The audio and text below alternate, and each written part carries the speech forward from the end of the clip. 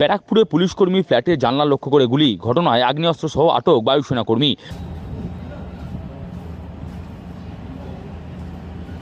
টিটাগড় থানার ব্যারাকপুর ষষ্ঠীতলায় একটি আবাসনের তৃতীয় তলের ফ্ল্যাটে থাকেন ব্যারাকপুর লাটবাগানে কর্মরত এক পুলিশকর্মী। রবিবার গভীর রাতে ওই পুলিশকর্মী ফ্ল্যাটে জানলা লক্ষ্য করে গুলি চালানোর ঘটনা ঘটে।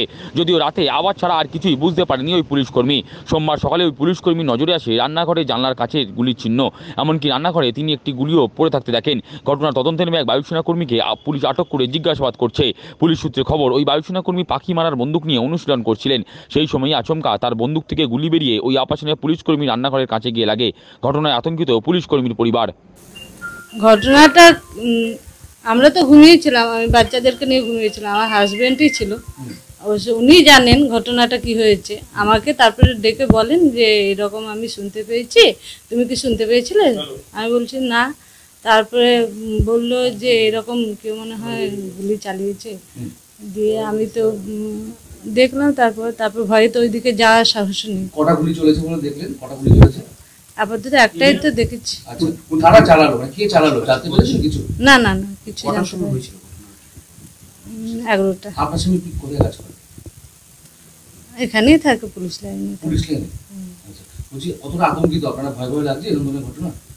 হ্যাঁ, অবশ্য ভয় তো লাগবে, হঠাৎ করে এরকম যদি আসে। হ্যাঁ হ্যাঁ, আমরা ঘুমিয়েছিলাম, আমার হাজবেন্ডই যে মানে জেগেছিল। পুলিশ এসেছিল? থানা থেকে পুলিশ এসেছিল? হ্যাঁ এসেছিল। কাউকে কি গ্রেফতার করেছেন তাও? না না, আমি জানতে পারিনি কিছু। আপনাদের কি করে? আমার হাজবেন্ড ওই এখন ওই পুলিশ লাইনেই থাকেন অবশ্য। নাম তো বলতে পারবো না। আপনার নাম? গুলি খোল কি পাওয়া যাবে? কোনো খোল পেয়েছিলেন? গুলির খোল ভিতরে পড়া ছিল? একটা তো টুকরো ছিল অবশ্য, আমি তো জানি না, আমি দেখিনি গুলি কেমন হয়। হ্যাঁ, একটা টুকরো ছিল, ওটাই দেখলাম যে ওটা আদৌ মানে গুলির না কিসের, আমি সেটাও বলতে পারছি না। থানা থেকে পুলিশ এসেছিল? হ্যাঁ এসেছিল অবশ্য। না না, আজকে সকালে এসেছে।